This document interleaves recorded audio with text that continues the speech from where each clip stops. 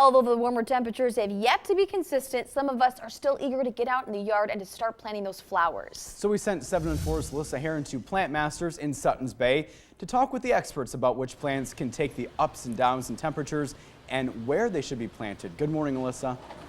Good morning, Brennan and Melissa. I am back this week with manager of Plant Masters, Eric Van Thun. Thanks for joining us. Good morning. Good to be here. Yeah, and today, we're talking about perennials. Yeah. But with the temperatures that we've had lately, snow the last 2 days and some this morning driving out here, what if people put out plants already and the temperatures might be a little too cold for them? How should they care for those? Well, it's very common. Every year we get a stretch of nice weather. People get excited. They want to get going in their gardens. We do have some nice weather coming up this weekend, too. We're going to see some sun and 50 degrees. It's a little early still, but there are some perennials that are really tight right now. You can see some perennials are just coming out of their dormancy. They're going to take a light frost without a problem. You can go ahead and put those out. Maybe you've got some things in your garden that are a little lush that you bought that you're worried about. I've got a saying I like to say, at 9 p.m., if it's 50 degrees or less, it's going to frost. So be ready for that. Everybody has got some of these old buckets and some of these old pots, and you've got that lush plant out there. Cover them up. It's quick. A simple clay pot save you a lot of trouble with those frost burns. So. Okay, so if it's 50 degrees at 9 o'clock, it's going to frost the next morning. That is correct. So come out, you said clay pots, old plastic pots you have, and then you also said even... Everybody's got some old bed sheets in the house. Again, 50 degrees by 9 o'clock, can't stress it enough.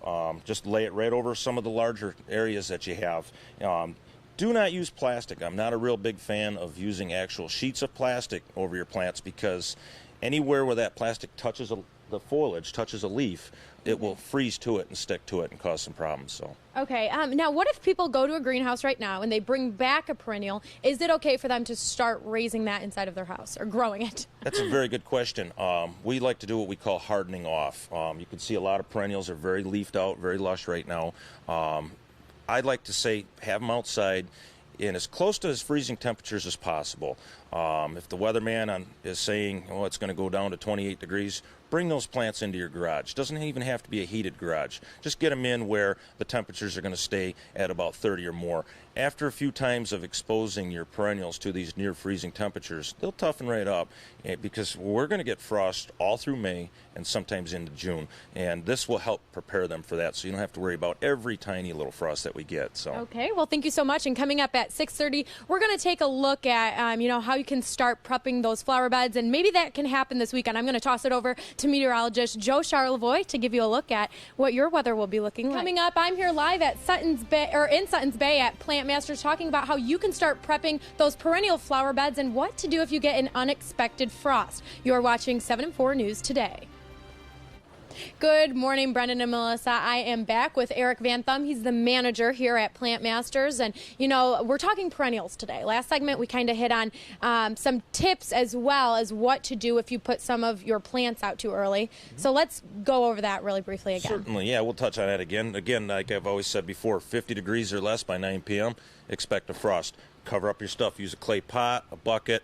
Pansies, don't worry about them. They'll take a severe frost without a problem.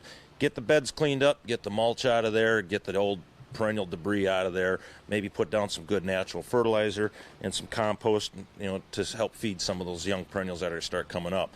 Then when the weather breaks, it's time to start getting into the new perennials for next year or for the season. Mm-hmm. Okay, and really quick before we move over to those perennials, if people are bringing perennials home right now, you don't want to just throw them right out in the cold, correct? That is correct. What you should do is put your perennials outside and let them get as close to freezing as possible, help toughen them up a little bit. If it's going to get down into the 20s, bring them inside. Okay, and we have some pansies in front of us right here, and these ones can take up to all types of cold temperatures and stuff. Absolutely. They're probably one of the toughest plants you can get right now. Okay, so let's walk over here, and I want you to show me these different types of perennials and, what areas of the house would they be best in? Sure. So we've got perennials for all around the yard. We've got perennials that like a lot of sun, like this bachelor button. We've got perennials that don't need as much sun, like coral bells.